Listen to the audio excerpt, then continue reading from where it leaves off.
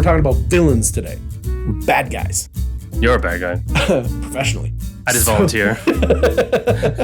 I'm an amateur villain. I'm just volunteering on a part-time basis. I have a family.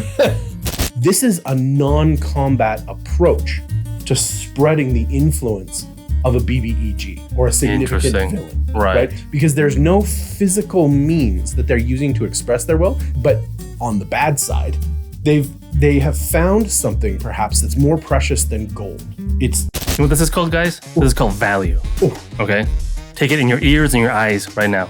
Okay? This is how you defeat a non-combat villain. Tell me more. Preach. Right.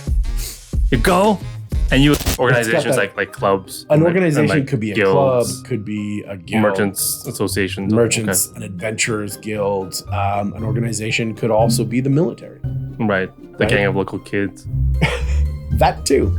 These things are notoriously pervertible, right? As we've seen in regular... They're just kids. Organizations, not children.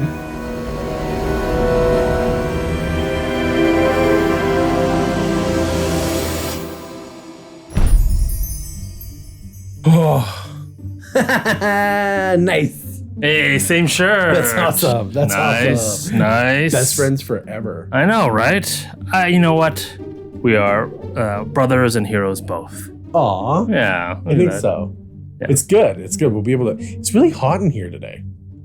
Yeah. I don't know. It's not usually this hot, but... Well, we have to deal with it. I mean, I don't know where we are. It's just a room, but... Yeah. Maybe the room moves. I don't know. They could tell us out there, but they won't, of course. Oh. Well, tell us wherever you are, because maybe we're here with you. And since we're here together, why don't we get this out of the way? Yes, the note. The note. Attention, read out loud exactly what is written on this note, or be destroyed and replaced. Welcome to Caffeine and Cantrips, the show where we talk about D&D, or else. Hi, I'm Byron number 423, and today, I'm a professional villain. Sean, number 376, and I know that it's not just enough to sip away at the cola of life. You have to crush that baby and grab another, and another, and another. You see, we've got a thirst, and this thirst can't be quenched by some heroic spirit.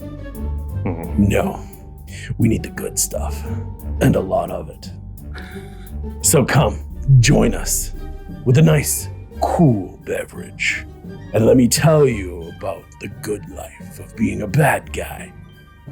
Bad guy that everybody wants to punch, but no one does. I guess we're not heroes.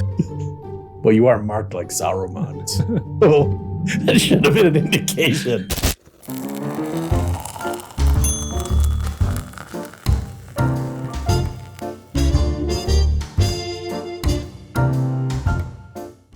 Welcome back to another episode of Caffeine and Cantrips. Back again.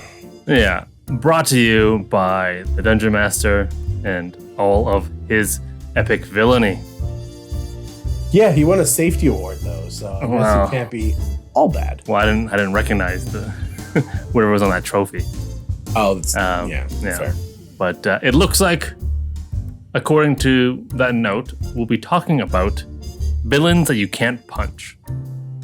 Yeah, that's one of my professional villains. Yeah, so non-combat villains. Because I think we all know what villains in the BBEGs in our D&D campaigns, our TTRPG campaigns, and it's usually simple. You go, do enough quests, kill enough things, gain enough levels until you can go and find the BBEG, the villain, and kill him or her. Them, they, it. It, yeah.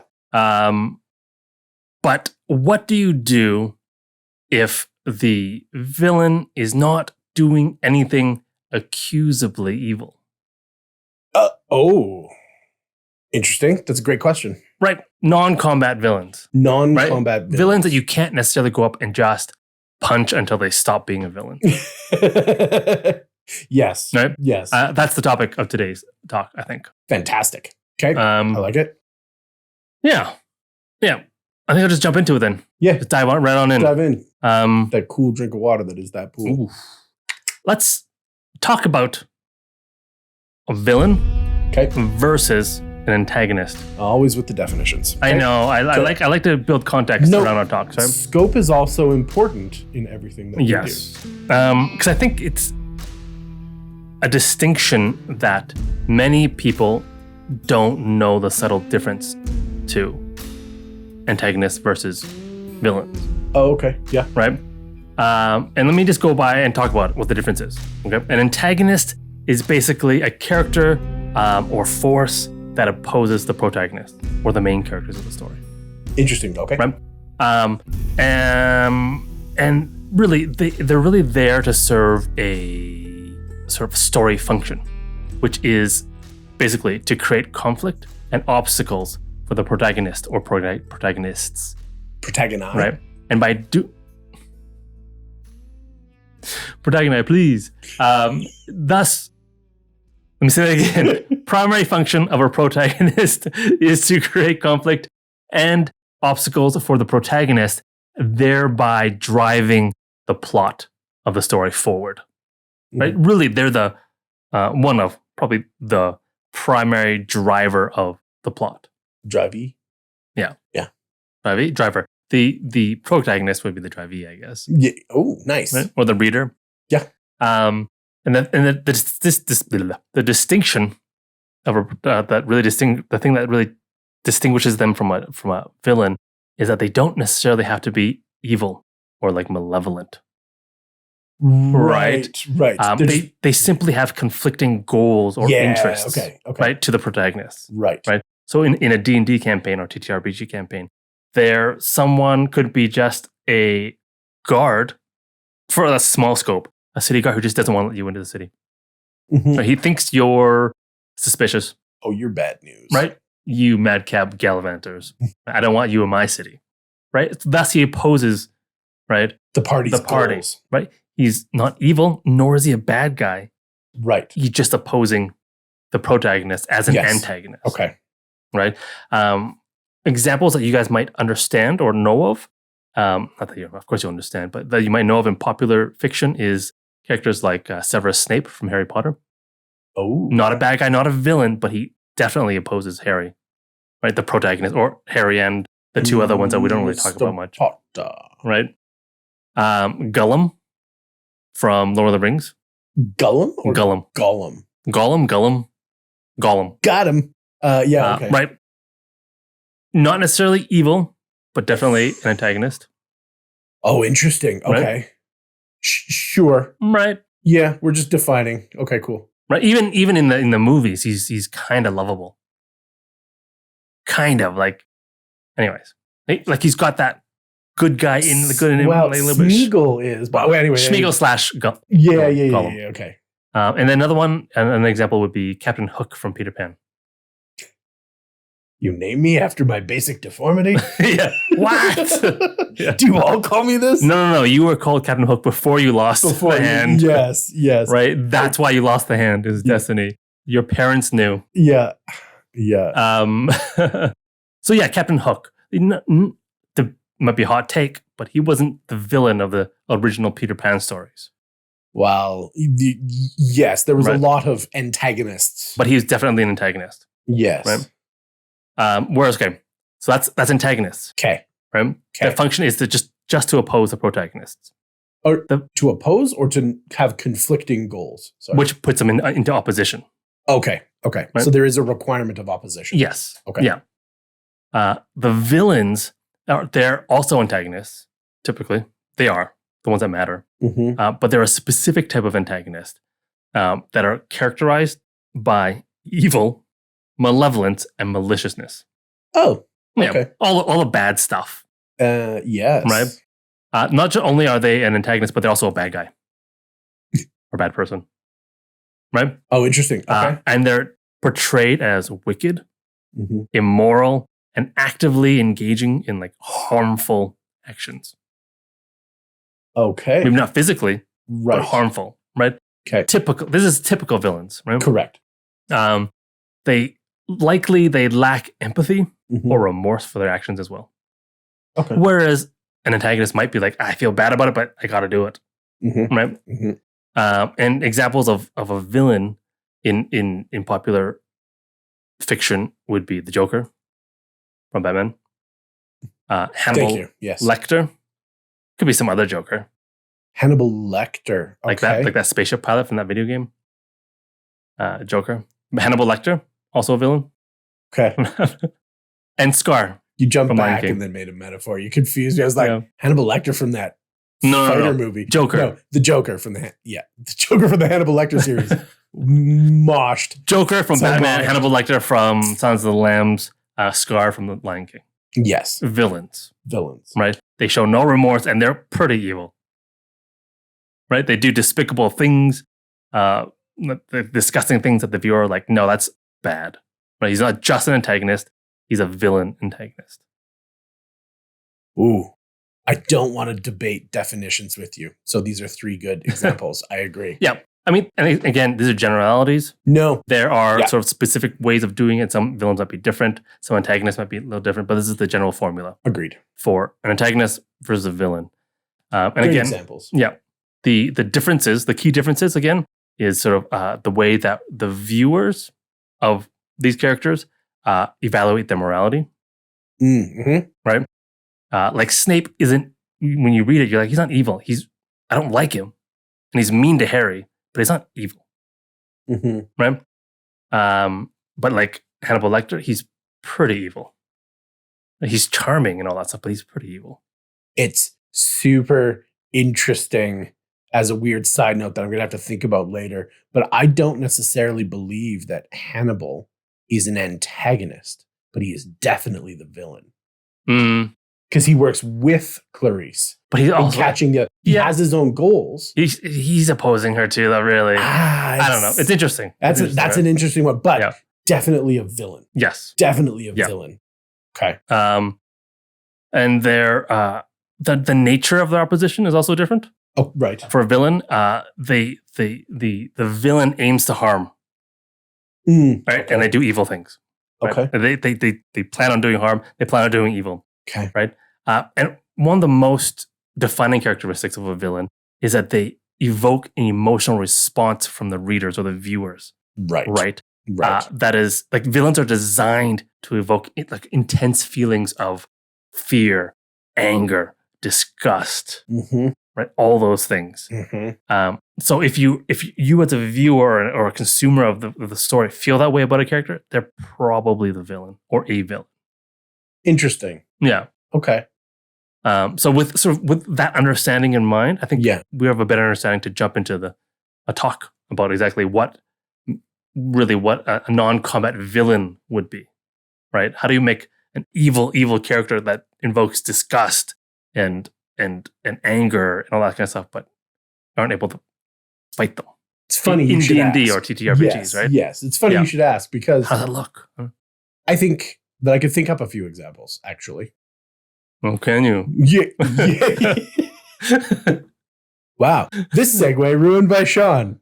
No, it's a very interesting kind of premise that you've put forward, but it does break out the steps towards qualifying what is an antagonist, right? Yep. From the very smallest nuisance, or even, like a weird non-corporeal thing like time.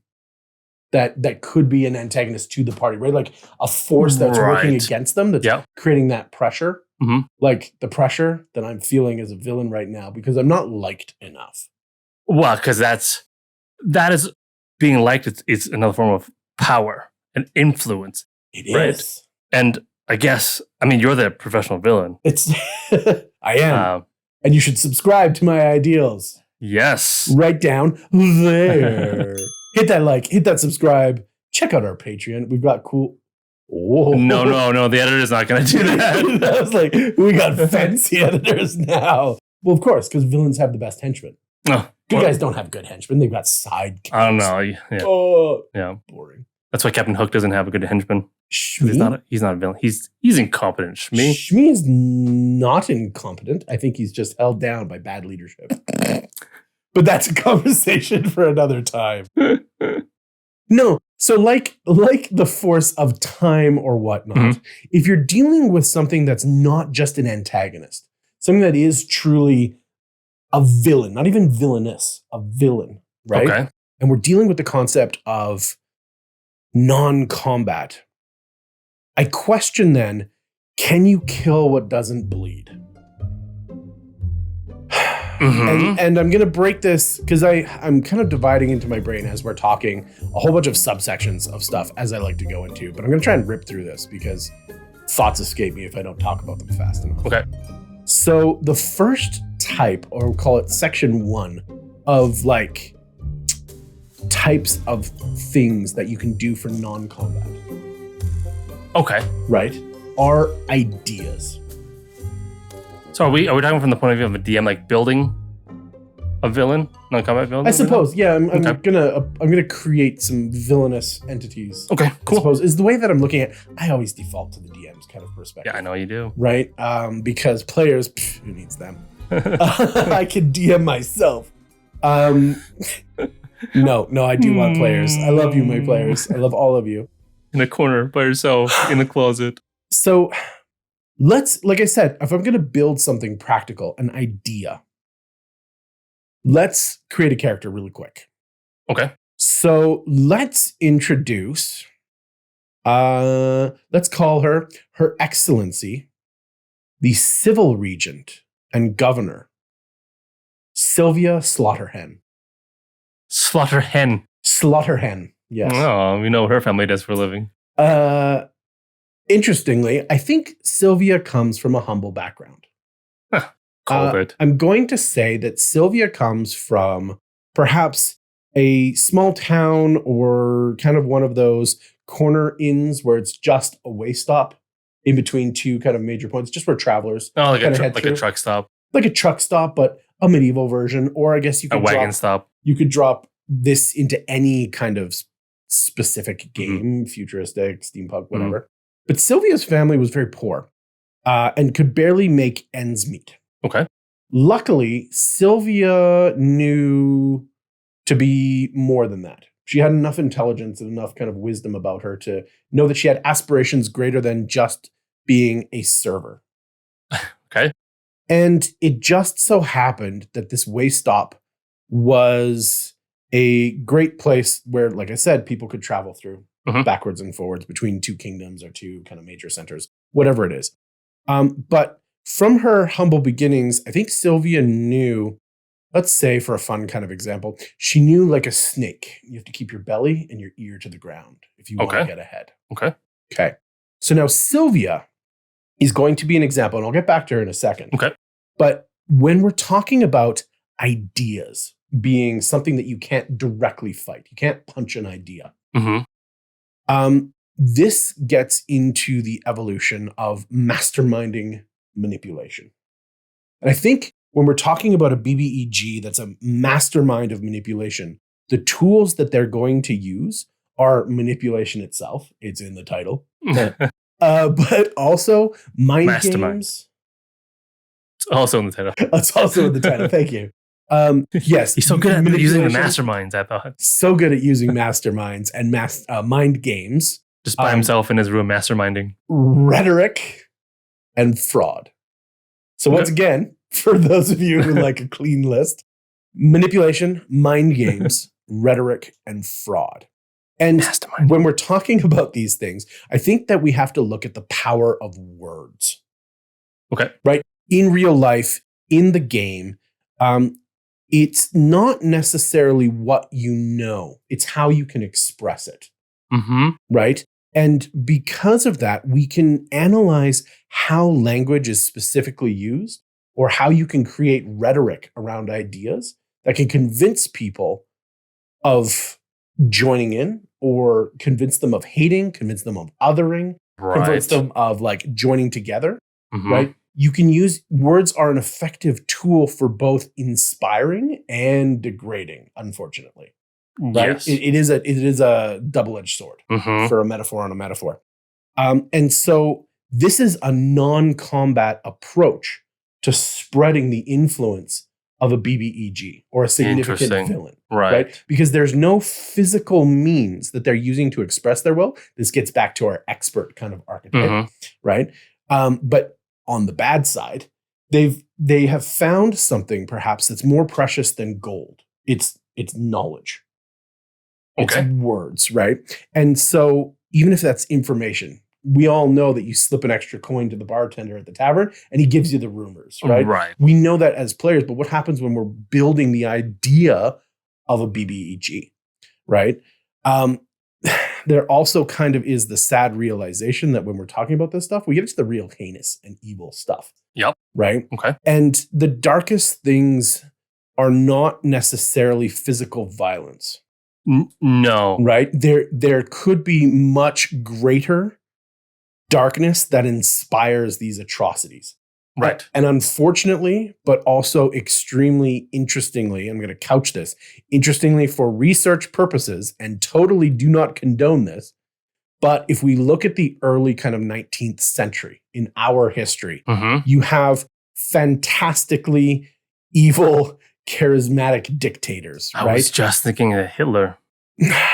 Finally, we have dropped a Hitler bomb. Yeah. It's only taken us 30 some episodes. Right. I was thinking like power of words and like the power of words. Now you did mention him. I'm going to take one step beyond him and say Joseph Goebbels, who actually was the quote unquote mastermind behind him. Right. Yeah, they souped up Adolf with a whole bunch of stuff and he yelled at a whole bunch of people until they conformed to him, but he was expressing his rhetoric in that way. Right. But Goebbels was the one who was twisting the words and making sure that the people believed in what they were doing when objectively there was a lot of evil going on. Yes. Right? Yes. So Goebbels, Hitler, Pol Pot, yes, Stalin had a cult of personality named around him because he was so charismatic and made the people believe in what they were doing. Atrocities everywhere. Yes. Mussolini, I could keep going. I'm not going to because these are all. If you want an example to base your villain on, real life is far worse than anything you could create or want to. Please keep in mind consent, session zero, all that kind of stuff, right? When you go this dark, this heavy. Even taking inspiration from these guys can be a little bit dangerous. Right. Right. And that's because psychological warfare is the name of the game when we're talking about an idea. Right. Right. Villains who employ psychological tactics can instill fear in their victims. They can instill intimidation. They can inspire their people or their teams or the people around them based on an idea, a hope, a dream, whatever it is. Right. Because we know there's beautiful rhetoric out there, like the I Have a Dream speech. Right. By the Gettysburg Address. Right. Beautiful oratories that were given to inspire people to better. Yeah. Non-villainous. Non-villainous. But we're talking about villains today. We're bad guys. You're a bad guy. Professionally. I just volunteer. I'm an amateur villain. I'm just volunteering on a part-time basis. I have a family. So funny. So we have recently become really aware when we're talking about psychological warfare of truly the effects that can happen in this. So these are things, once again, consent is important and understanding, like gaslighting. Yeah. Minor, but still psychological warfare. Stockholm syndrome. Another one of these things. The dark side of persuasion in general. And for 1 second, I just want to pause here. Okay. Right? Because when we're talking about the dark side of persuasion, specifically in TTRPGs, 5e, whatever it is that you're playing, there is magic. And there is magic. I was just like, that magic makes it, like, if you can imagine any of those despots, if they had magic, I mean, the Nazis were looking for it. Yeah. Yes. Right. But if they actually had it. Yes. And some people say that they did. Anyway, we're not going to get into that. But no, the idea that I can simply just say at third level character for a full caster, I can get access to suggestion for 8 hours. You have to follow what I say. If you fail, one save. One save. We're not even talking about later when we get mass suggestion and stuff like that, where you can convince whole crowds instantly. Right. Beyond a shadow Yeah. of a doubt, they are yours, Mhm. right? Suggestion and like silvery barbs. You're done.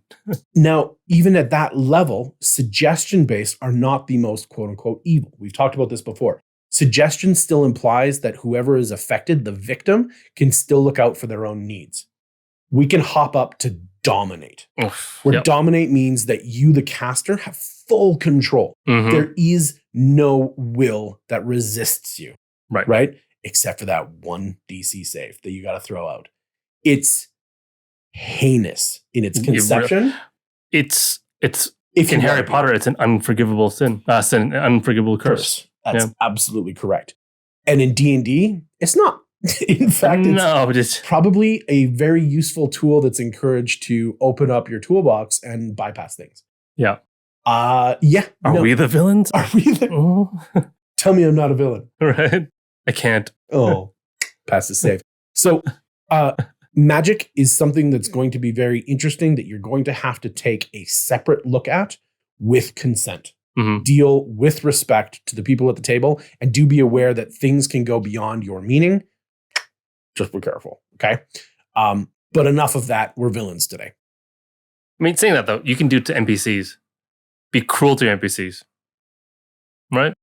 Not if you're in a veil scenario, I guess so. Oh, it's true. Yep. right? We have to Yeah. respect the rules that we've agreed on Yeah. for the game. And so there are things that you shouldn't be doing in the game, period. Right. Right. Right. And we're not going to talk about those because we're not that kind of villain. But going beyond psychological warfare, one of the other great things, that ideas You're getting can paid do- for it. It's okay. I'm getting paid. Yeah, Professional super villain. good. It's the best. Is what I would call like building a house of cards. Like a TV show. So that's House of Cards. Oh, building a house of cards. Very similar. Building a house of cards, the precursor to that nightmare. I like the show. The actors are separate from the show to me. Anyway, villains who wield power through manipulation and deceit often pull strings or intertwine themselves Mhm. with the people around them, especially if they don't have the power themselves to physically reinforce that. Right. If I have an idea, I need to get people to jump on board. So now it's not just me, it is now a mob. Yep. Now it's Yep. not just me. Freedom is the goal. Okay, well, a militia forms. Now I have thugs because Yeah. they believe in freedom. Okay, cool. Well, we can also believe that the benign ruler is a bad guy. And if I can Mhm. convince enough people, I can turn the populace against them. Yeah. And I can be the next ruler, and it doesn't matter if I'm good or not. Mhm. So building that house of cards, it is fragile, but if you pull out any specific card, the idea is sheltered in the many. The whole Mm. thing can fall apart Okay. by messing with any specific part. Okay. So this is another aspect of using an idea represented either by a person or a force Yep. to be the villain. So jumping back to Sylvia. Sylvia's story, like I said, she is a poor country inn girl who wanted more. Mhm. And she just so happened to be in the right place at the right time to learn a secret from an emissary that was moving between those two towns. That was enough blackmail that allowed her to move from being a server to a servant. Blackmail It's- works. It works great. It's something I know about you, something Yeah. that you're vulnerable, a weakness. Mhm. Great. I'm going to exploit it. Now, because she was smart, because she used this to get into this new role, she Right. traveled with them. She moved. She kind of grew out of or above her current station and Mhm. continued on that track. Knowing what it's like to be a servant or a server, you know where to go, you know who to talk to, you know where to hide. And so by being in that emissary's house, she learned more secrets Right. from the guests, from all Yeah. the little whispers. in the Servants are parlor. everywhere and they talk. Servants to each are other. everywhere. They're ears like corn, ears. And How many years do you have? by doing this, by gaining knowledge piece by piece and influencing her way forward, never a dagger was drawn, never a Mhm. fist was clenched. It was always just, would you rather this be kept between us? Right. Right? And if so, I'm doing you a favor, so you owe me one back. Mhm. She moves forward. We don't know if the ambassador that she was serving was poisoned or just drew ill by himself. Right. That's for you to decide in your campaign if you pick this up. Or it doesn't matter. In this case, she was given a chance to fill in for that ambassador, knowing everything that the ambassador knows, being the personal servant or attaché to it. She then did something that worked great for the kingdom. And the king took notice, or the monarch took notice, further pushing her forward in her career. No longer would she be a servant, but a servant to the crown. And from that position, it was all downhill for everyone around her because that collection, the skills that she learned continued to move forward, picking apart all the little secrets, finding her all friend, selfishly, until she one day convinces the crown to go on a vacation because she can run the affairs of state. She has been an ambassador. She's been a trusted advisor. She's been twisting things ever so slightly to her own benefit. But now the crown says, yeah, I'm going to go on a vacation and I'll come back when I want to. Yeah. And introducing the civil regent, not the queen regent, not the princess regent, the civil regent and governess, Sylvia Slaughterhen. So this is an example, I think, of ideas, of collecting information. And then utilizing that to gain something out of it. And by going further into it, you can express all of the things that you want to in your campaign. Like I said, this is high-level overview stuff. But you can express this kind of an idea to an individual who technically has a commoner stat block. Maybe bump that int, maybe bump that whiz. But they cannot stand toe-to-toe with a level 1 PC, let alone whatever it is that your party's throwing out. Well, a typical king can't either. Correct. Or queen or whatever, right? Like, correct. But how do you justify killing any of these people? It's difficult, right? Because they didn't do anything. And if you take her down, she knows dirt on everybody. So if she's going down, she's taking everybody down with her. Right. And so those people will rally to protect her instead of letting their own vulnerabilities get out. So this is that house of cards. This is that manipulation of data. This is all that kind of stuff. And now, speaking of kings, because I'm going to leave Sylvia there for you to think about. We talked about how ideas collect people into a mob. So I would ask you, what is a mob to a king? And as Kanye, the wordsmith, wrote, what is a king to a god? We're going to skip that non-believer stuff because there is gods. We know that in these games. Right? What's a king to a god? Just another mortal. Just another mortal. So gods, though, present an interesting thing in our games. Because we talked about this before. Let's build on that idea a little bit and put that villain twist on what's going on here.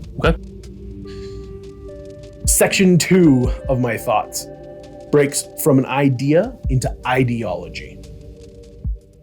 So ideologies are my second non-combative BBEG or villain. What's the difference between an idea and an ideology? I'm glad you asked.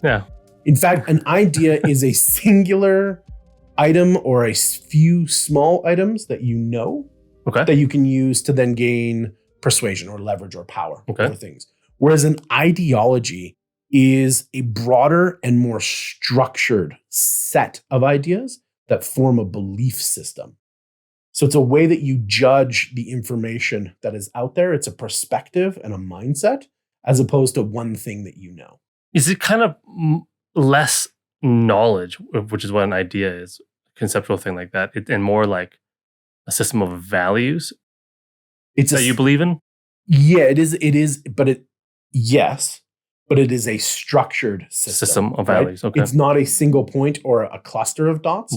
It is a system that you then use to slot, understand, judge morally, judge ethically, everything else around you. Right. And so this is why you can have one person who believes a tree is a god, but a whole church that believes in a different god. Right. One has an idea, the rest have an ideology. Because there's a book and we can read the rules and there's, that kind of thing. Interesting. Like paladin subclasses, they're all ideologies. Yeah, they are. Yeah. Technically. Okay. God, we hammer paladins on this one. We love paladins. We're all paladins. We're all paladins. We're all John Wicks. So this NPC that I'll introduce here quickly. John Wick? I'm going to cut John Wick. No, he breaks all of these. But anyway, for our ideology, I'm going to introduce the bewitching banshee of Grimthorn. Okay. I'm going to call her that. She's really bewitching when she's not screaming. Hey, banshees are no joke. Low CR, insta death. They are no joke. Booyah. She is going to be, as kind of her introduction, she's also going to be from a small village, but a peaceful one. She's going to live in an area that is stable, is protected. Not a lot of bandits, no goblins, no gnolls. Yeah, casual like that. Okay. Yeah, super cash. Born to a farmer and a craftsperson. I think both her parents understood that knowledge is key to not being manual labor for the rest of your life. The parents believed that an education is an important thing and wanted the best for their daughter. And in this case, I think she took to it really well. Okay. And in fact, because she took to it so well, it became kind of a thing in town that on some of the books that she would read, she would gather with some individuals and express her interests and talk about the ideas that were in the book. Like a book club. Like a book club, except an old one where one person reads because maybe other people are illiterate, and then you share the ideas that were in and you discuss them so you can build a communal sense. Okay. Right? Really nice, really wholesome. Yeah.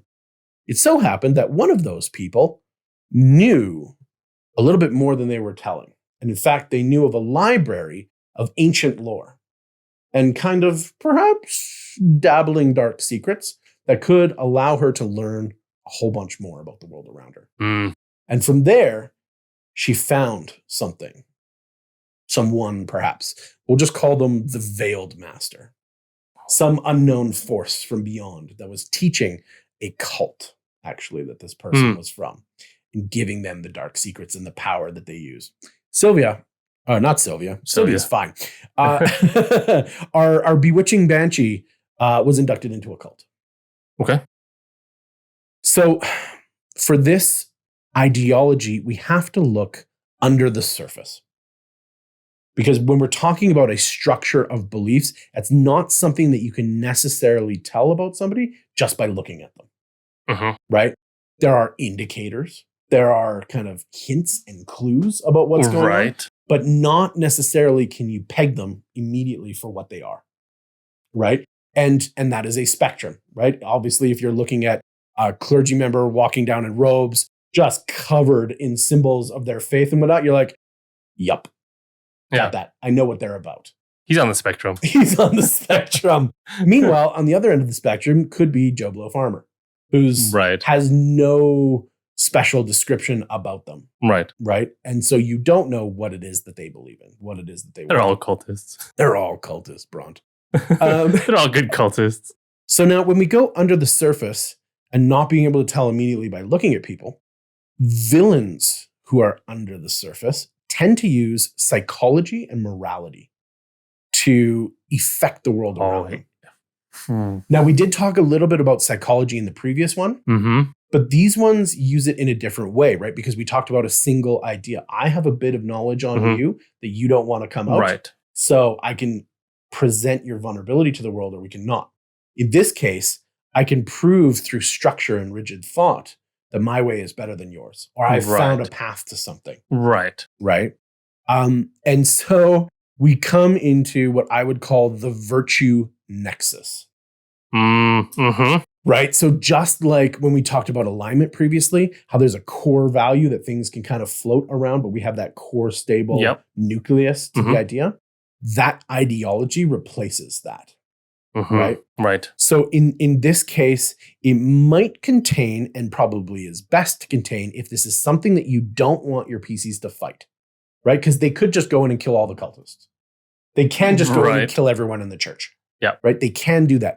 But if what you're doing is trying to create a non-combat scenario here, or a non-combative villain, I think that the ideology needs to express morally ambiguous characters or traits that challenge traditional notions of good and evil.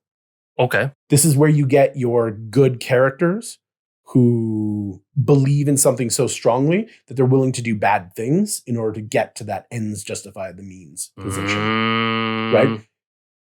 Makes me think of, am I correct when I think of like Ozymandias from The Watchmen, the movies? Yeah. And the absolutely comic books? Now, In this case, Ozymandias was still attempting to be a good guy, right?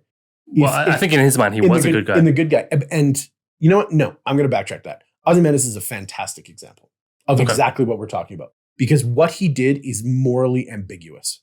Yep. Right? And he did some abhorrent things. Millions of people will die from nuclear war. I'm going to kill less than that to save more. Yep. Right? It's the trolley car kind of problem. I think. Yeah. Well, and I'm going to take sacrifice. I'm going to be the bad guy so that I can save the world type of thing. I feel like that's him. In this case, it wasn't, because he made Manhattan the bad guy. No, but he's the villain who. But he knows that he did it, I suppose. So he made Manhattan the hammer. He made yeah. Right. So. Anyways. Absolutely. Yep. No, I like it. Okay. It's great.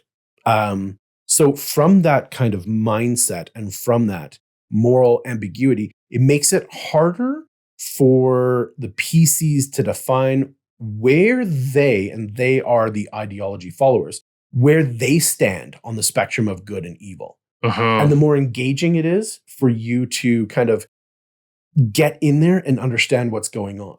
Because if you create the right amount of deliberate confusion and deliberate mystery, it does create those hooks, those plots to make that story more engaging and more enthralling. Yeah. I don't know if the listeners can hear it.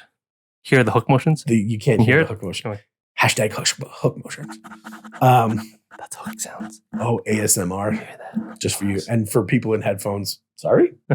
But no, there's a key word in that. Deliberate confusion and deliberate mystery. It's not just like, what the hell's going on in there? I don't know. It's obfuscation. Right. I don't know. I think that's the right word. Yeah. Like it's deliberate. Like I'm willfully. I am choosing to do this because this is part of the plan. And I want the PCs to be intrigued in what's going on here. Because if they're intrigued, they have not made a moral or they have not made a definitive judgment about what's going on. And so they don't know how to act. Right?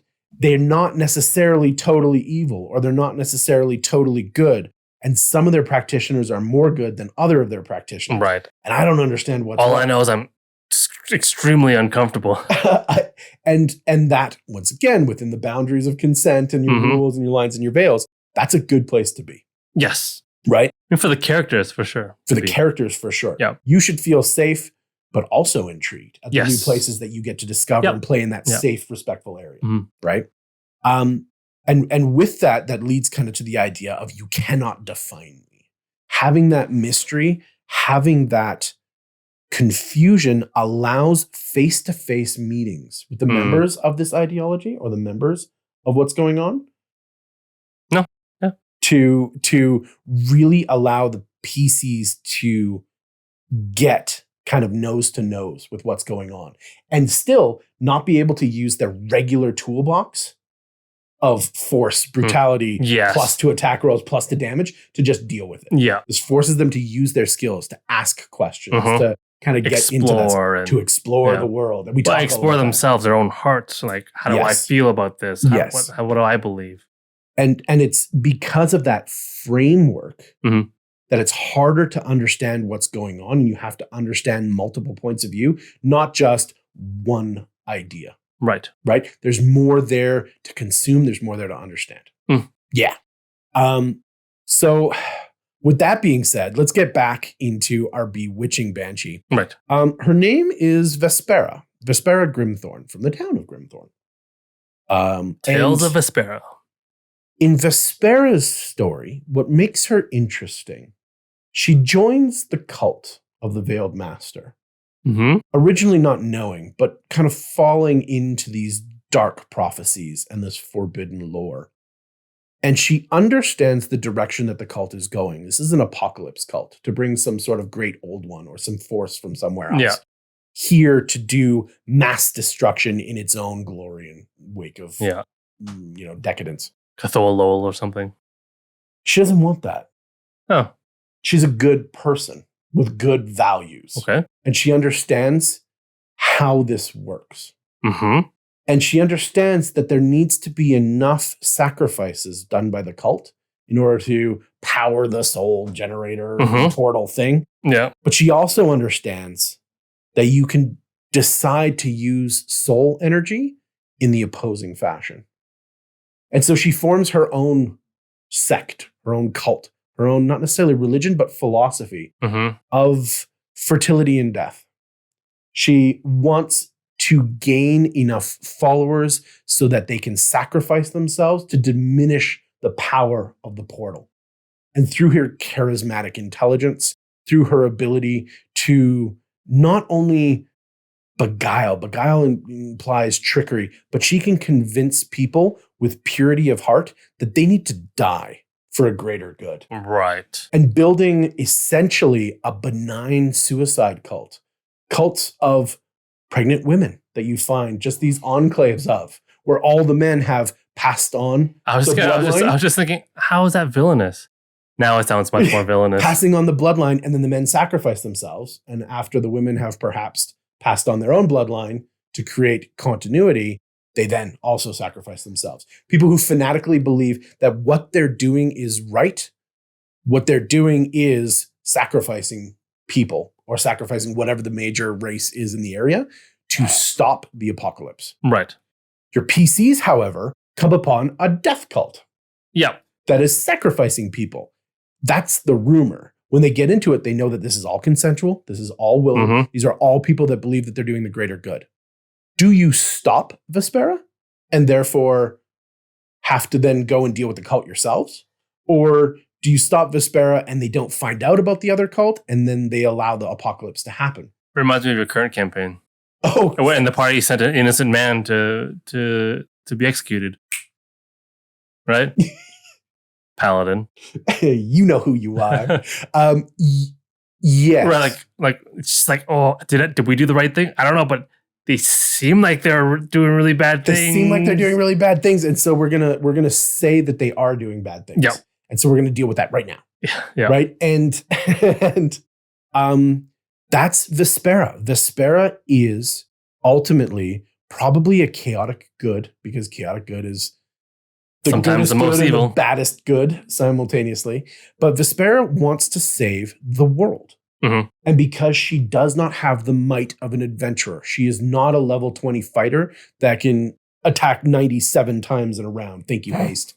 Or whatever crazy build it is that you found. She needs to go about this in her own way. And she specifically divorced herself from the power that the Veiled Master had because he was evil. She has so many followers. You don't need a level 20 fighter. Just make a peasant cannon and a pebble.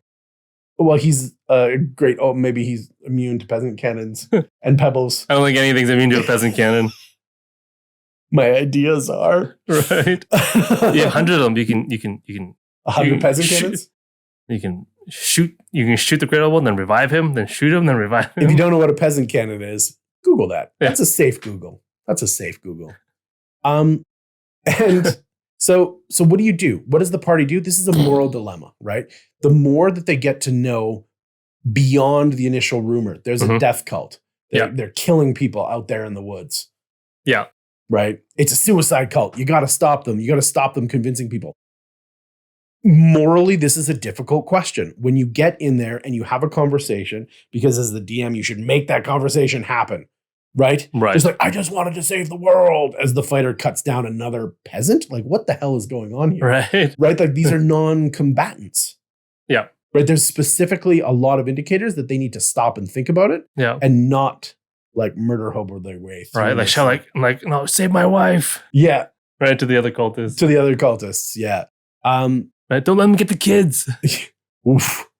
Yeah. PCs, you might be the bad guys, but who is? And this is where these kind of moral ambiguity style questions come into play. Ambiguous morals. Yeah. Yeah. Yep. Cool. The last, and I know I've been talking for a while and moving kind of fast, so I hope you're pausing and taking notes because there will be a test at the end. Oh, crap. Like we said, there's spoken like a true villain. Yeah. There's no test. I think last but not least, because we're building these I think we went from an idea to an ideology. I think another thing that's greater than an ideology is an organization. Because an organization is still breaks into two kind of categories. We're going to talk about the major category first. Okay. An organization really represents the idiom of the only constant in life is death and taxes. That's what they say. That's what they say. And when the fighter's around, hell yeah, gonna tax the hell out of you.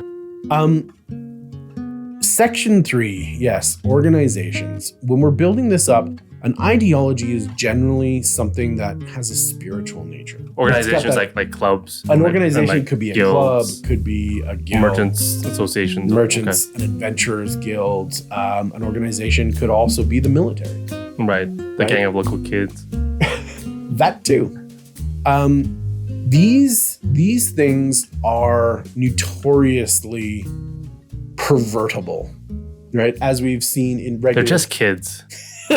Organizations, not children. We're not going to get into real life stuff like that. No, organizations are pervertible. Yes. Right? Or they are kind of... They have no morals, technically. Relies on the people to have the morality and the ethical kind of watchdogging. So let's introduce Mr. Ravenscroft. Oh, when you're this big. When you're this big.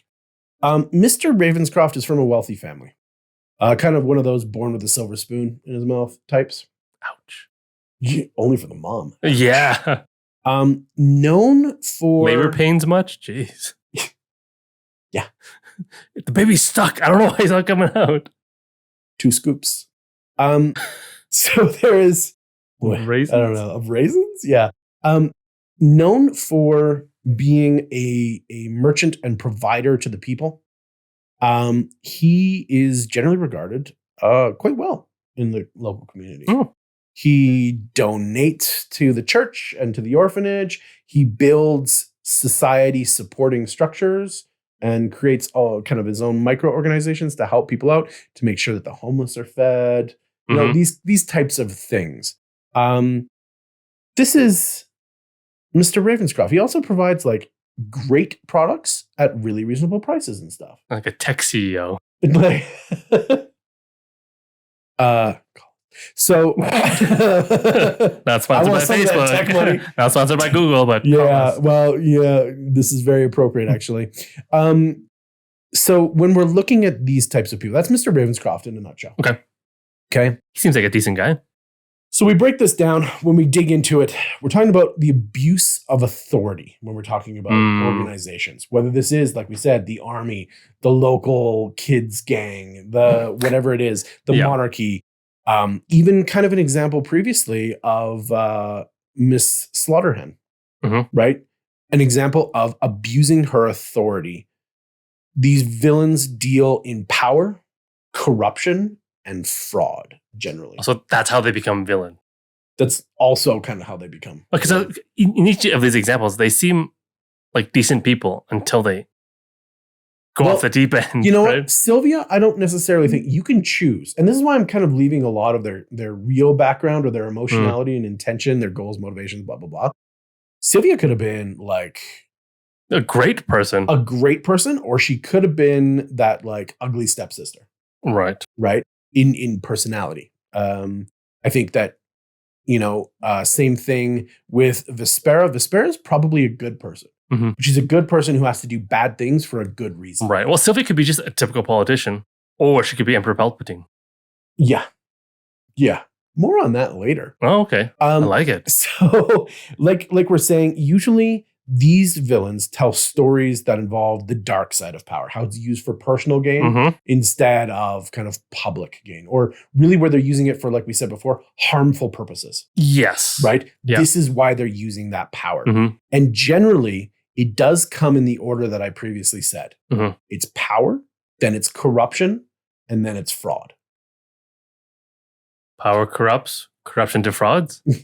Nice. Taxes. So... when we start with that, we start with power and noble goals, right? Power is its own force in the story that we tell, right? Okay. And really, when you get down and think about it, it often incorporates itself in a small way or a large way in every facet of the stories that we're telling. Yes. right? And it's almost always needed to overcome adversity, whether that's hard power or the soft power that we've talked about. You need something to leverage to overcome the barriers that you have. Yes. And this often starts as a noble goal. Okay. Right? Yep. Now, when we talk about that, that corruption comes into play.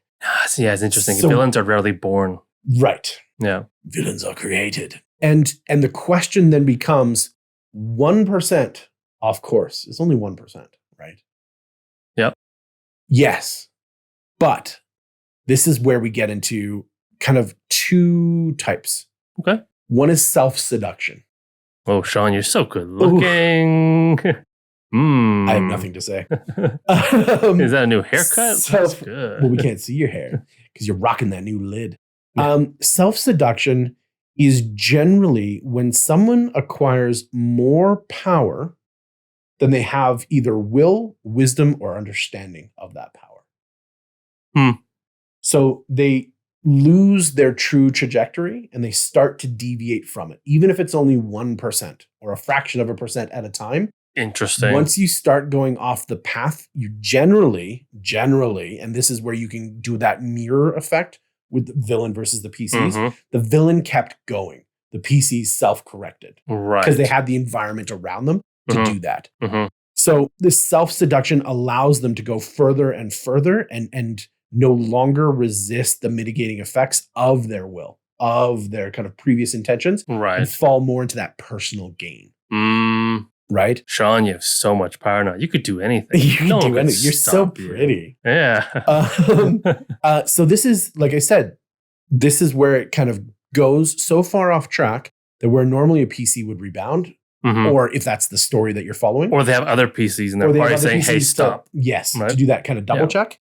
Sometimes what happens is there's other emotions that come into play where there's like vulnerability, sadness, anger, like the things I've done, I can't repent for. Right. It's unforgivable now, so I can't go back. Or they just don't have the power to refuse what's going on. We talk about a lot about like there's types of like the biological power that corrupts us the more we use it, right? Like the Book of Ultimate Evil. Sorry? What? The Tome of Ultimate Evil? Oh, yeah. Tome of Darkness? Tome of Darkness? Ultimate Dark? Anyways, whatever. I don't know. I should know I had it. Yeah, exactly. I was like, yeah, it's probably but yeah, that permanently does things to your character. I still have it. That's why I'm volunteering. I don't have to get paid. Professional villain. Plus due to intelligence. Yeah. That's a great example, right? Yep. There's something that perhaps it's a sentient item that they picked up that wanted them to be the most powerful warrior, but now they have to go and find every warrior and slaughter them to prove that they're still the strongest. Right. And they can't look back over their shoulder because the hill of bodies is too large. They have to keep going forward to find the person to free them from their curse. Right? This is that type of an example, right? Right. They find a fighter strong enough to defeat them. To defeat them and free them from their curse. Yeah. These are things that can definitely happen and are very easy to implement in your game, right? Specifically mirroring what the PCs are, creating that antagonist and then bumping it up to full villain status. Right. For villains, there's also that idea that there's no proper regret that they have because they don't have that circle of friends around them to double check or whatnot, right? Yeah. They don't know necessarily what they're doing is evil because no villain thinks they're the bad guy. Right. Right? Yep. What they're doing, they're just doing it and they're getting better at doing it, which is awesome because now they have more power that they can do stuff with. And then that power corruption cycle continues to push them farther and farther off course. Right. This is kind of the one side of it where there's that self-seduction. The other side of it is, we've got an angel on our shoulder, but we've got the devil in our ear type thing. This is where generally you're going to find somebody from section 1 or 2, somebody who has an idea, somebody who has an ideology that's going to abuse the power that's provided by this character. Whatever it is that they have, soft power in this case, because we're talking about non-combat, right? I want to sell my drugs to the entire kingdom. I need the Merchants Guild to distribute it. Right. I don't have the wagons. I don't have the guards. But I'll give you a cut. What you want is to get rich, right? That's why you became a merchant. Yeah. I'm going to give that to you. Yeah. I'm going to give you more than you ever thought you could earn in a day, month. Right. Right. Oh, isn't your son sick? Like deadly ill and it requires a lot of money for the treatment? It's a magical spell, and it costs 1,000 gold. You don't have that. Right. I can help you with that. I want to help you with that. I'll give that to you. Please let me help you. Right now, right? Just sign this contract. So that's a section 1 or 2. That's an idea villain. That's an ideology villain coming into a power villain story and creating that move farther and farther away from the quote unquote good path or the original path. Right. So that's what I call the devil in the ear. Because I think that there's still the idea of redemption in any character, right? And there's a whole oath or ideology behind redemption for paladins. Right. So there should always be, I think, because we're talking about villains, there should be enough backstory or story there that you can get in there and kind of retwist it or whatnot. You can have that interaction with them. But once again, I've come too far. I've done too many bad things. I can't go back. You forgive me, but they never will. And that's not enough. I need them to forgive me too. Right. Right. Thank you. I appreciate it. Just end me. It's easier. Right. These kinds of introductions to these bad guys becomes really simple because we understand organizations, we understand businesses in the real world. But once again, that business has to cut costs. Well, how do they cut costs in order to continue to be market aggressive, to not get beat out by the smaller, more nimble companies? All of these things, right? We understand organizations having to do that, having to continue to do what they were doing, but figure out less virtuous ways of getting there. Well, like corporations, right? They're legally bound to make as much money as possible for their shareholders. I didn't think that was true, but there's actually a court case where they defined that that's what a corporation is for. And like, that's what it's that's what I'm saying. And like, if you ask anyone in the company, like, should we be dumping chemicals in the water? They'll all say no. But yet the corporation will, because that's what they're legally bound to do, because that saves the most money, which makes them the most money, and which they have to by law. Yes. And so that corporate entity, that organization is specifically not morally or ethically bound. Yeah. Right? It has an objective. Emotionless, cold. This is what we're going to do. Yeah. Right? And this is why organizations, once again, can become that BBEG, that greater than the whole thing that you have to defeat. And so getting back to Alexander Ravenscroft, you know who I thought I was going to say. Alexander Ravenscroft, I'm going to call him They're going to love this. The elusive Titan. He's so big, but he's so big, but I can't find him. Where is he? He's never around when you need him. Stealth. The deeper examination of Alexander, how do you know that he's so tall? Shows that his empire isn't on the up and up. His high merchant status, the effect that he had, isn't all proper. I'm going to say it's still legit though, right? Typical. He's exploited laws, rules, regulations. Loopholes. He's found the loopholes, all for personal benefit and competitive destruction. So any other silk merchant that comes into town, he buys them out, sends them packing. Or he finds a way that they never made it to town. Right. Shucks. You can't tax me. I don't have any money. It's all debt. Well, foreign silk merchants have to pay a road tax of 100 gold per mile. But local merchants don't. That's what the laws say. And that's how he goes. And because he's got the loopholes, because he's got the laws, the rules, the regulations working for him, he's made enough money that he can purchase the lawmakers. Right. He can purchase those that affect the laws on the street and create his own personal force. He himself, not a combatant. He lets the law do the work for him. It's like the devils. It is a very small version of what they do. Yeah.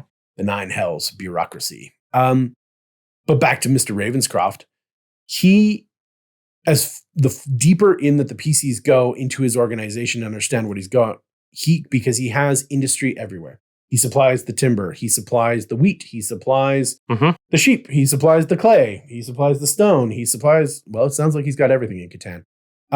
He's the guy who's giving everything back to society.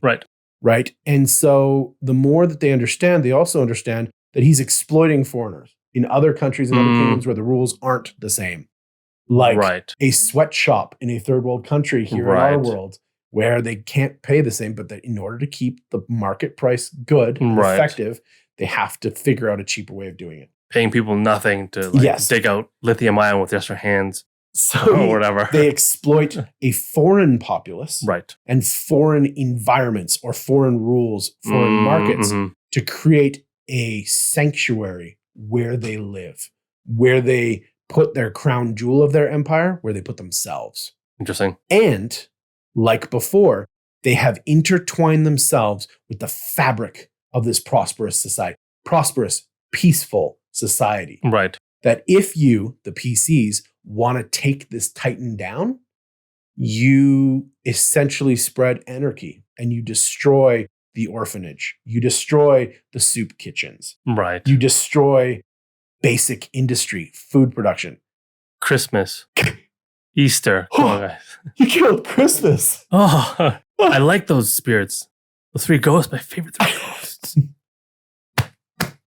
Dare you. It's a different symbol.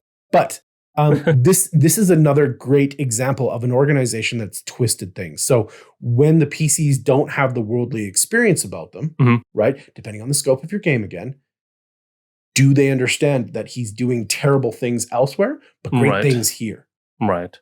Do they then get into the idea of, well, his karmic debt, right? Like he's doing bad things elsewhere. Oh, the true neutral guy's like, nah, it's all great. Right? Local people think it's fantastic. Yeah. People who are in the know it's not. And this dichotomy, this expression is, do we break this organization? And by breaking it, do we effectively end good society, good, stable society? Tech CEOs. Is a huge dilemma that the party is going to sit around. You don't even have to roll dice for like 2 or 3 sessions while they figure this out. Yeah. Right. These are great ways to have a non-combat BBEG, because you can go and you can just, like I said, you can destroy that organization, right? Piece by piece, you can tear it down with your bare hands, but you're also tearing down a lot of the good. Yep. Lastly, super quick, there is another type of organization, which is like we were talking about, an antagonism of time. Okay. This is what I would call an unorganized organization. These are ideas that you can put into your campaign, like the Force from Star Wars. And you said Palpatine earlier. Which is a great example. We have the Jedi. We have the Sith.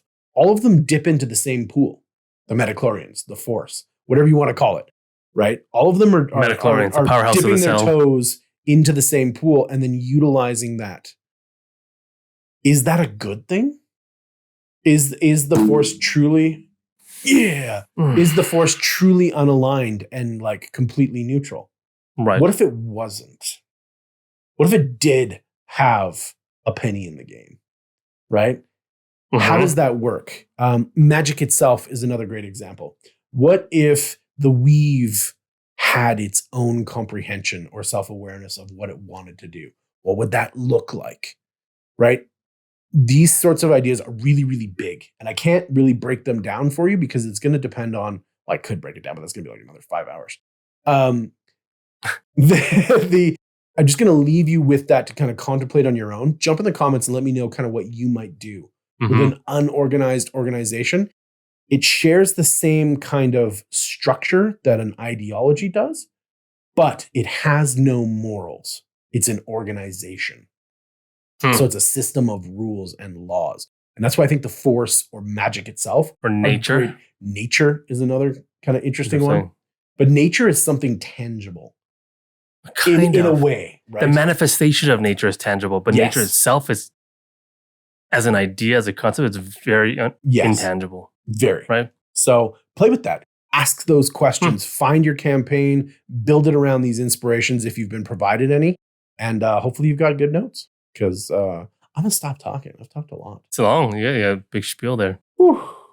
Well, hopefully it was useful. Well, I think so. I mean, we got a good idea. I think you've done a good job of like how to like sort of envision creating a villain that's difficult to fight. Yes. Right? Head to head in combat. Yes. That core, that nucleus. Yeah. And I think it makes me think of, okay, so you've designed this villain that the PCs can't necessarily fight head on. Right. And I think running a non-combat villain is different. It's very different than running a typical combat style villain, Yes. right? And I want to talk about that because now you've built this villain. He or she is super cool, intricate, unassailable, like physically, because then there's repercussions or whatever, right? Correct. Like Love those repercussions.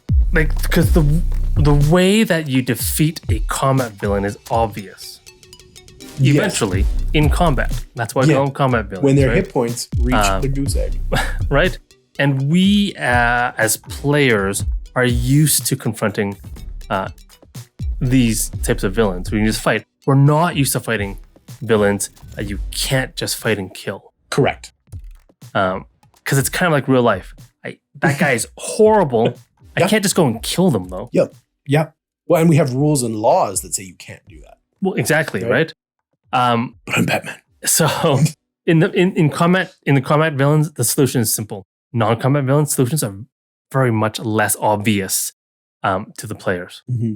So the players who aren't used to it might struggle. They probably will struggle, Mm-hmm. right? To figure out how to deal with it, like you're talking about. Like they'll probably spend like 5 sessions just talking. They could. Right?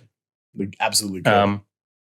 And I think the key to running a non-combat villain is to balance fun versus challenge. Oh, yes. Like it is in most things. Oh, I didn't even touch that. That's great. Right? Yes. Yeah. No. Because because the players aren't used to dealing with non-combat villains, if it's too challenging and they can't find any of the solutions, Mm-hmm. then it's not as fun. It's just frustrating now. Correct. Like, what do we do? Yeah. I don't know. Let's just go kill some goblins, I guess. No, if you're giving them Right. exactly what they asked for, right? Right. Exactly. For right? those tables. But you're right. But- this is difficult. Yeah. Yeah. You have to balance it out. So if it's too not challenging enough, but it's fun, maybe that's okay. But like you want that sort of nice intersection of fun and challenge right It's there. a nice intersection you got Yeah, there. right there. A virtue nexus. Oh no.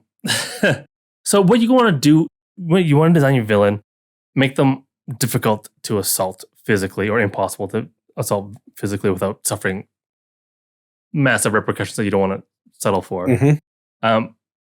Because they're so unassailable, you're gonna want to design in your villains in the context in the combat a road or many roads for success, Mm-hmm. right? For your players, Mhm. right? Be they sort of weaknesses in the organization or the character or blind spots Mhm. for the villain, the BBEG. We talked about this in our BBEG talk a little bit. Yep. Maybe you've put in opposing forces that the players can go and then cultivate, Yes. right? So they're more than just 5, 4, 6 players. Develop their own soft Right. power. Exactly. Yeah. Right.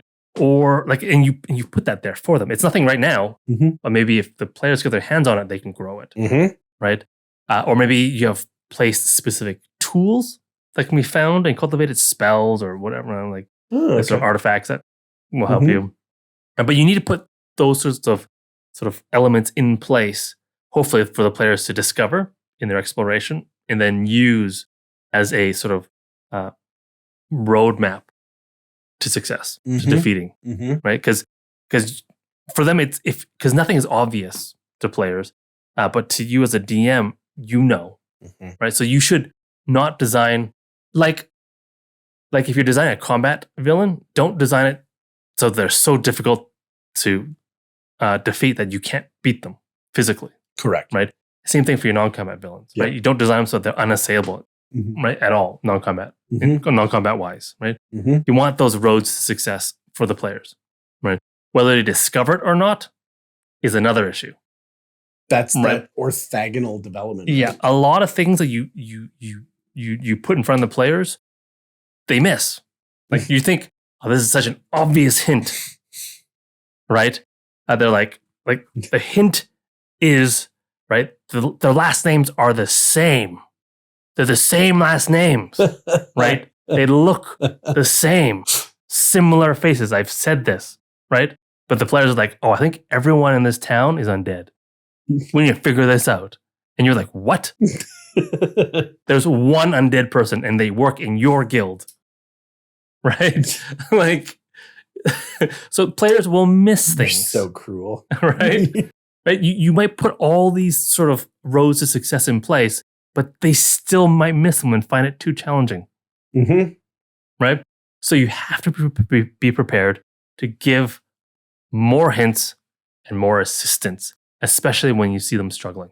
Yeah. Right? That's the challenge too high for this particular group, fun going down, right? Mm-hmm. So you want to lower the challenge by giving hints and assistance so the Mhm. fun can meet in Correct. in that and find that middle. groove. exactly, That's the thumbnail. right? Say it, yeah. Yeah. Be it you put NPCs in there for them to like guide them to the right places. Mm-hmm. All right, maybe it's a friendly barkeep that just knows certain people. Like maybe talk to this person, Mhm.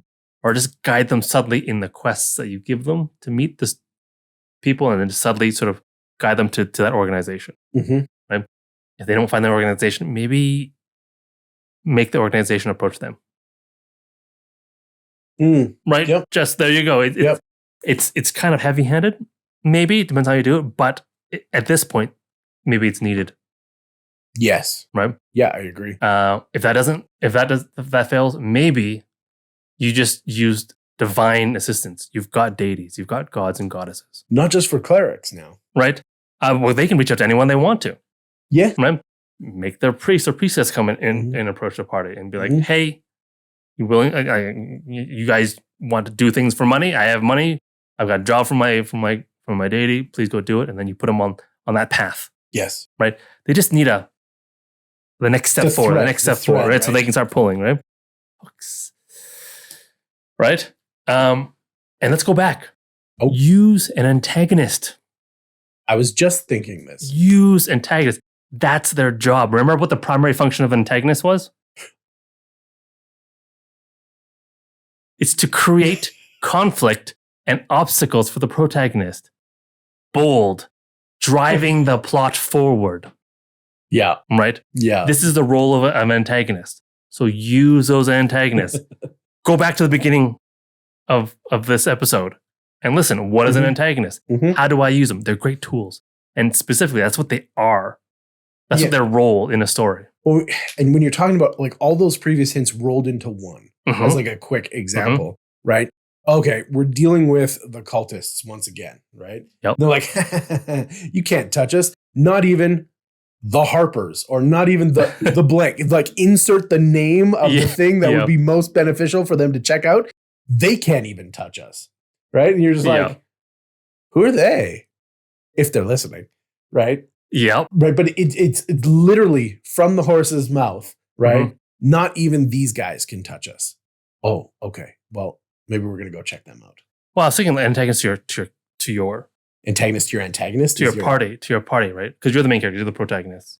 Yes. Right? Use them. Like they're like, no, I'm gonna stop you for my good reasons. And then maybe later on you find out, oh no, they're trying to fight this thing, and then anyways, right? That's why antagonists are great, because they're not villains. They're just opposing you. And by nature, you want to oppose them back and win.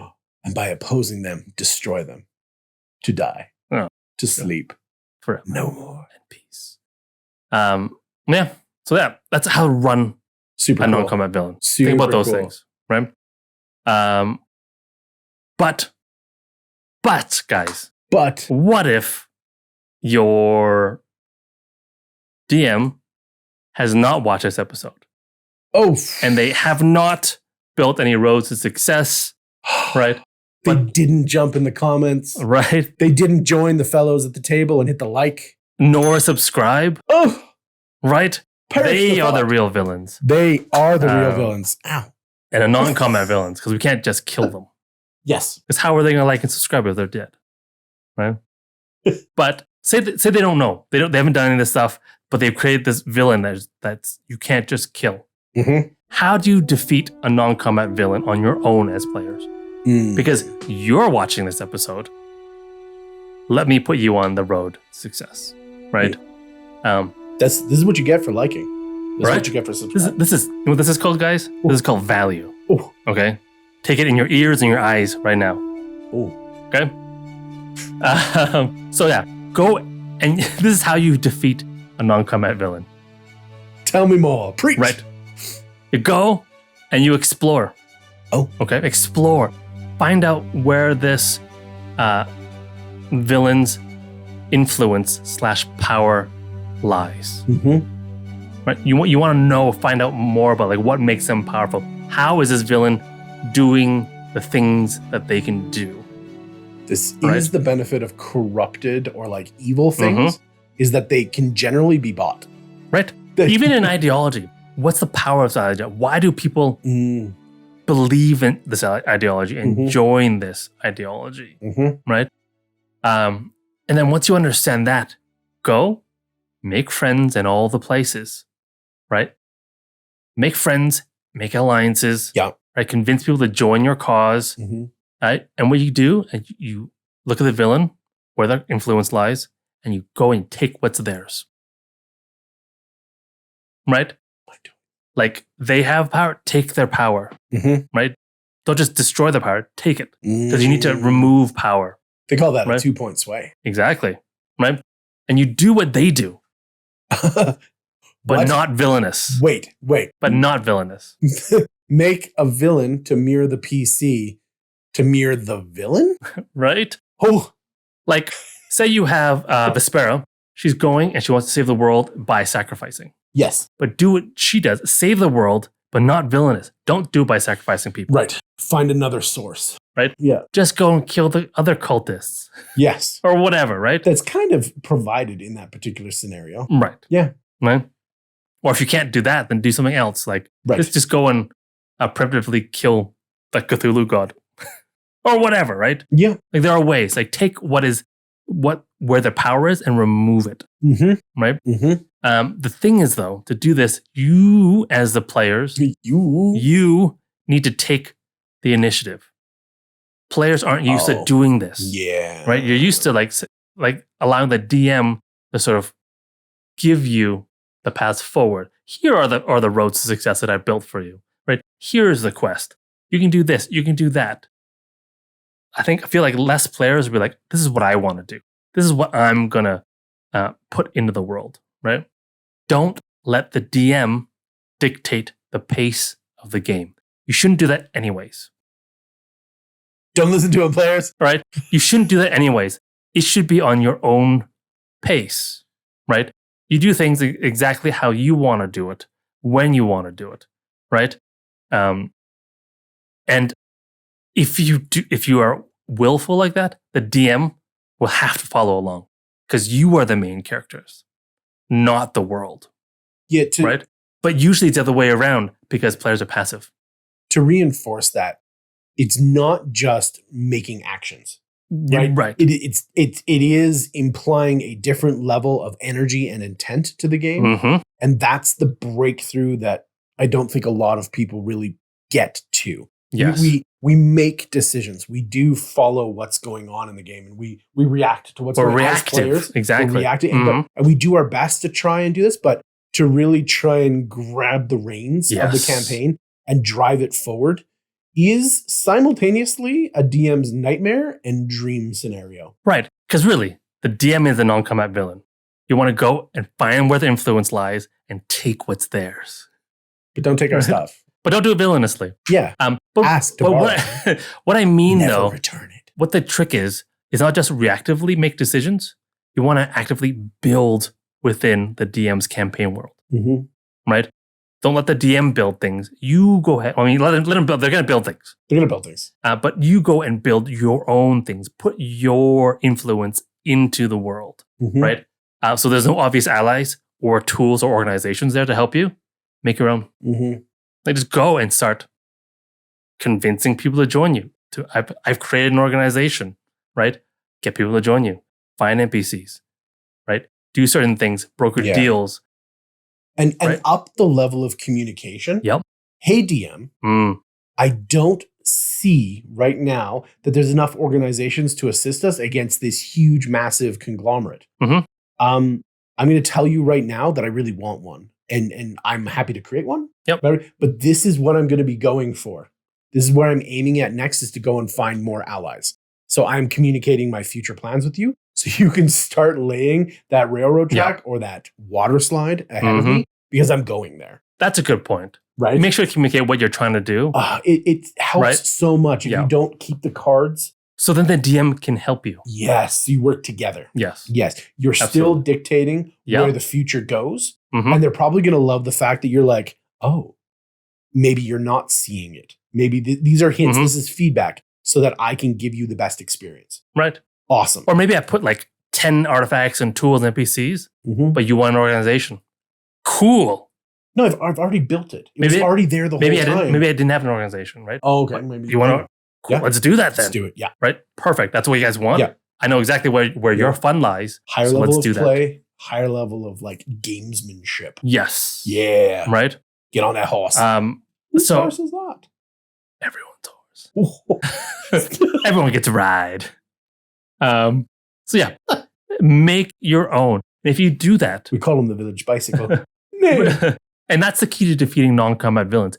But Yes. really, the secret is that's the key to everything as a player in D&D, to doing anything you want to do, solving any problem, is to build the solutions yourself Yeah. into the world. Right? What? Yeah. What? What? But in so doing, We saved the good stuff Yeah. for last. let me leave you with this last word. Oh. Okay? As you are doing this, as you're exploring, finding where their influence lies, making friends and alliances, and taking what is the villain's, making it yours, right? You're gaining personal power, you're gaining personal influence, right?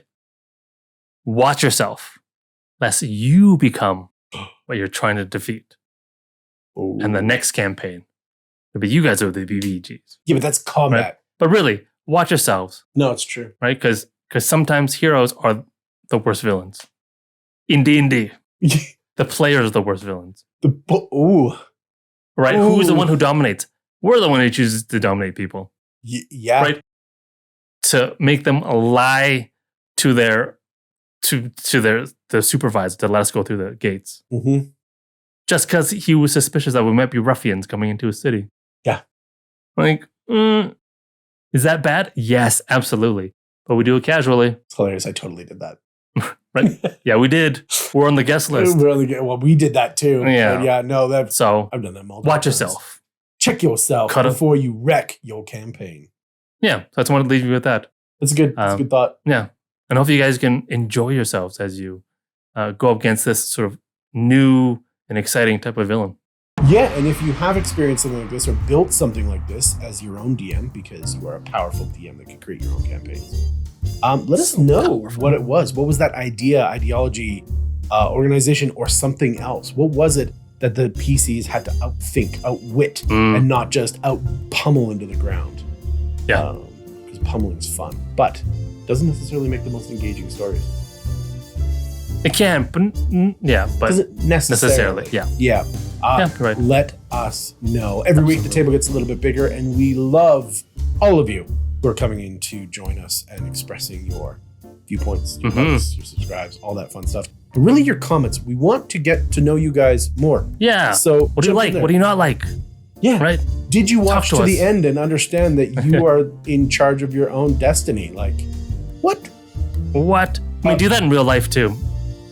Really, not just in Hey, D&D. whoa. Yeah. It's too much. Too much value. Too much value. Sorry. Yeah, if you made it this far, just drop a what in the comments so that we know that you did, and let us enjoy the fact that we all made it here. But as not quite always, but most of the time, I was Byron, And I'm Sean. and we were Caffeine and Cantrips. Thank you so much for joining us. We will catch you next time, Or else.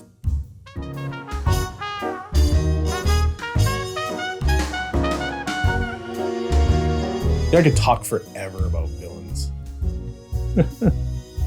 Talk about your mom forever. Good. I finally get to make a your mom joke. Yeah. I can't respond. It's not YouTube.